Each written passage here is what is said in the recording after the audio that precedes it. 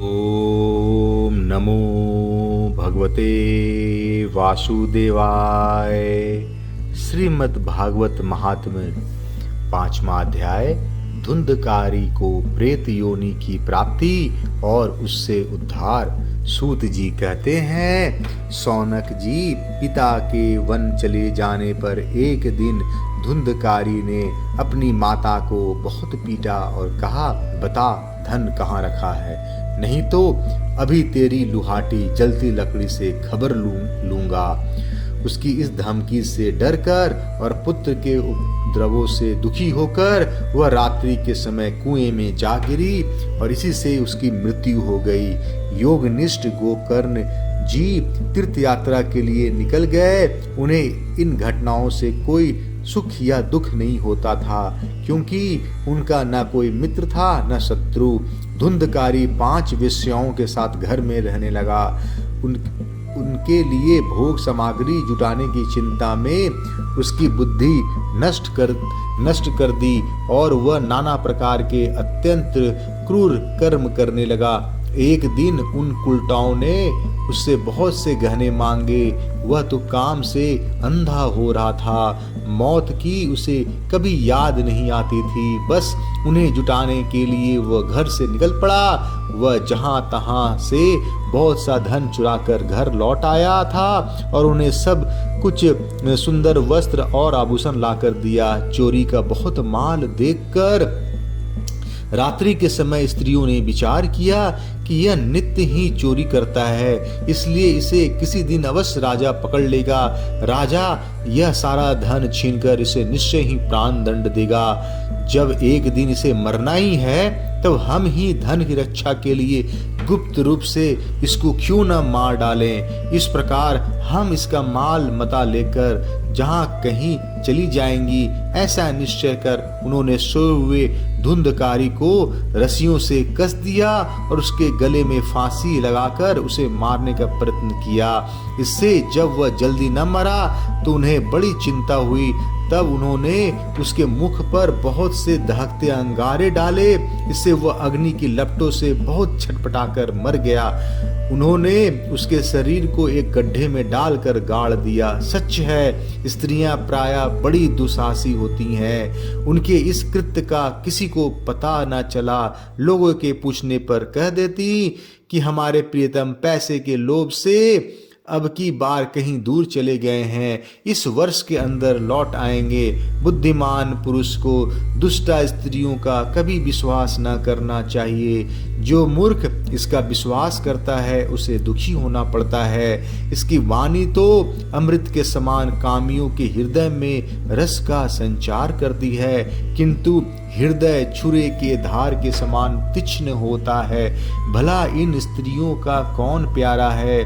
वे कुलटाएं धुंधकारी की सारी संपत्ति समेटकर वहां से चंपत हो गई।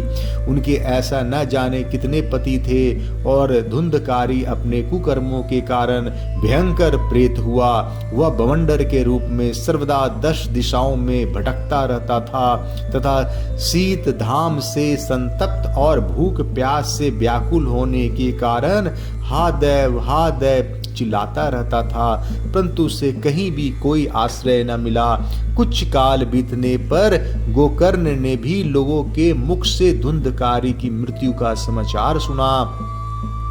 तब उसे अनाथ समझकर उन्होंने उसका गया जी में श्राद्ध किया और भी जहां जहां वे जाते थे उनका श्राद्ध अवश्य करते थे। इस प्रकार घूमते घूमते गोकर्ण जी अपने नगर में आए और रात्रि के समय दूसरों के दृष्टि से बचकर सीधे अपने घर के आंगन में सोने के लिए पहुंचे।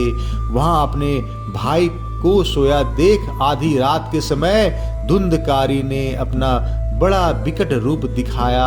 वह कभी भेड़ा, कभी हाथी, कभी भैंसा, कभी इंद्र और कभी अग्नि का रूप धारण करता। अंत में वह मनुष्य के आकार में प्रकट हुआ। वे विपरीत अवस्थाएं देखकर गोकर्ण ने निश्चय किया कि यह कोई दुर्गति को प्राप्त हुआ जीव है। तब उन्होंने उससे धैर्य पूर्वक पूछा, गोकर्ण ने कहा, तू कौन है? रात्रि के समय ऐसा भयानक रूप क्यों दिखा रहा है? तेरी यह दशा कैसे हुई? हमें बता तो सही, तू प्रेत है, पिशाच है अथवा कोई राक्षस है। सूत जी कहते हैं, गोकर्ण के इस प्रकार पूछने पर वह बार बार जोर जोर से रोने लगा।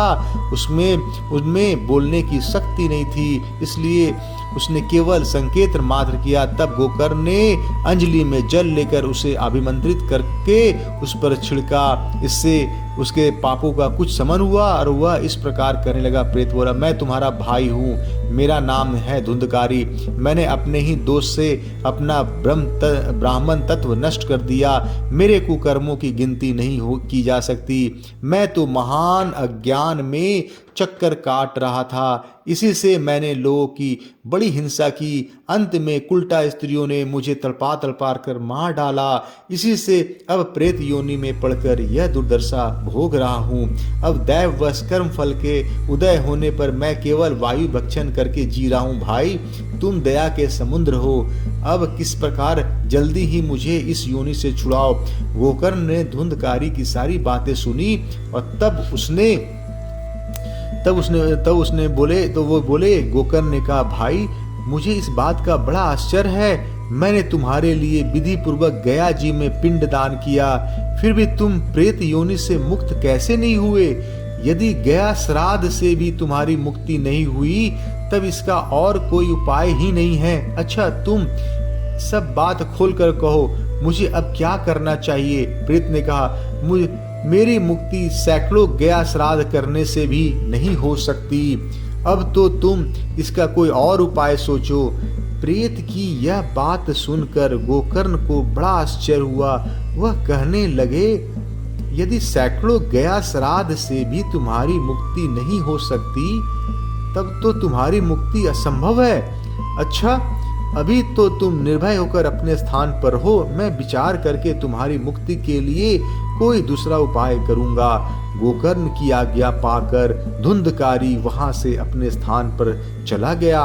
इधर गोकर्ण ने रात भर विचार किया, तब भी उन्हें कोई उपाय नहीं सूझा। प्रातः काल उनको आया देख लोग प्रेम से उनसे मिलने आए। तब गोकर्ण ने रात में जो कुछ जिस प्रकार हुआ था वह सब उन्हें सुना दिया।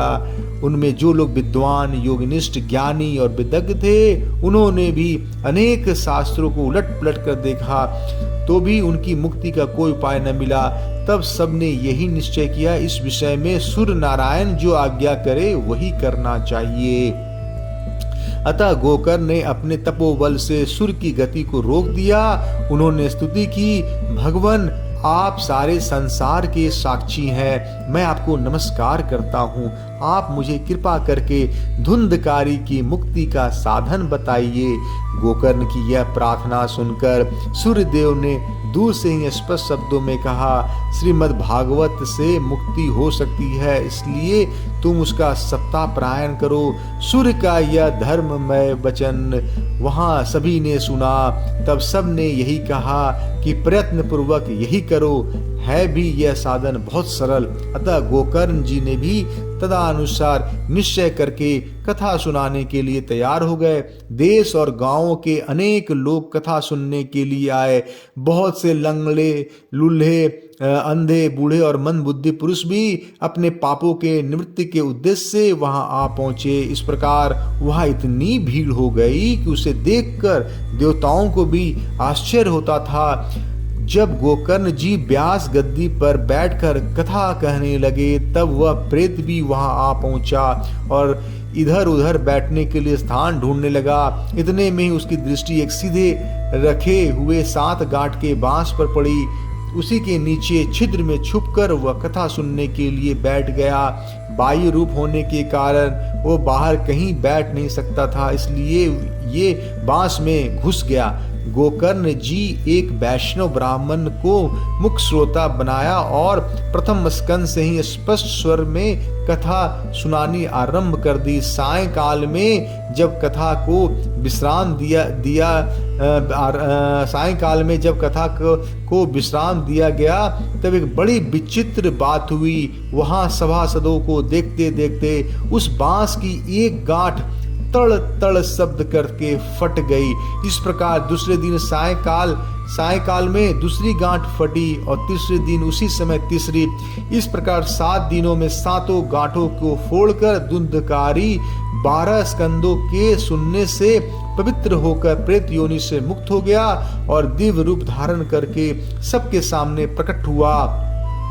उसका मेघ के समान श्याम शरीर पीतांबर और तुलसी की मालाओं से सुशोभित था और सिर पर मनोहर मुकुट और कानों में कमनीय कुंडल झिलमिला रहे थे। उसने तुरंत अपने भाई गोकर्ण को प्रणाम करके कहा, भाई तुमने कृपा करके मुझे प्रेत योनि की यातनाओं से मुक्त कर दिया है। यह प्रेत पीड़ा का नाश करने वाली श्रीमद् भागवत की कथा धन्य है तथा श्री कृष्ण चंद्र के धाम की प्राप्ति कराने वाला इसका सप्ताह भी धन्य है। जब सप्ताह श्रवण का योग लगता है तब सब पाप थर्रा उठते हैं कि अब यह भागवत की कथा जल्दी ही हमारा अंत कर देगी। इस प्रकार आग गीली सूखी छोटी बड़ी सब तरह की लकड़ियों को जला डालती है, उसी प्रकार यह सप्ताह श्रवण मन वचन और कर्म द्वारा किए हुए नए पुराने छोटे बड़े सभी प्रकार के पापों को भस्म कर देता है। विद्वानों ने देवताओं की सभा में कहा है कि जो लोग इस भारतवर्ष में श्रीमद् भागवत की कथा नहीं सुनते उनका जन्म वृथा ही है। भला मोह पूर्वक लालन पालन करके यदि इस अनित्य शरीर को हिष्ट पुष्ट और बलवान भी बना लिया तो भी श्रीमद् भागवत की कथा सुने बिना इससे क्या लाभ हुआ। अस्थियां ही शरीर के आधार स्तंभ है। नस नाड़ी रूप रस्सियों से यह बंधा हुआ, उस पर मांस और रक्त थोपकर इसे चर्म से मढ़ दिया गया है। इसके प्रत्येक अंग से दुर्गंध आती है, क्योंकि है तो यह मल मूत्र का भांड ही। वृद्धावस्था और शोक के कारण यह परिणाम में दुखमय है। रोगों को तो घर ही ठहरा, यह निरंतर किसी न किसी कामना से पीड़ित रहता है और कभी इसकी तृप्ति नहीं होती।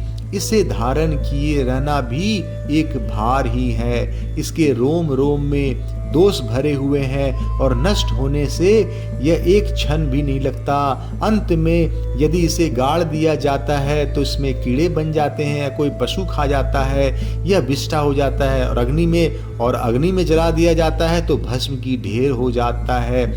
ये तीन ही इसकी गतियां बताई गई। ऐसे अस्थिर शरीर से मनुष्य अविनाशी फल देने वाला काम क्यों नहीं बना लेता। जो अन्न प्रातः काल पकाया जाता है वह सायंकाल तक बिगड़ जाता है, फिर उसी की रस से पुष्ट हुए शरीर का नियतता कैसी। इस लोक में सप्ताह श्रवण करने से भगवान की शीघ्र ही प्राप्ति हो सकती है। अतः सब प्रकार के दोषों के निवृत्ति के लिए एकमात्र यही साधन है।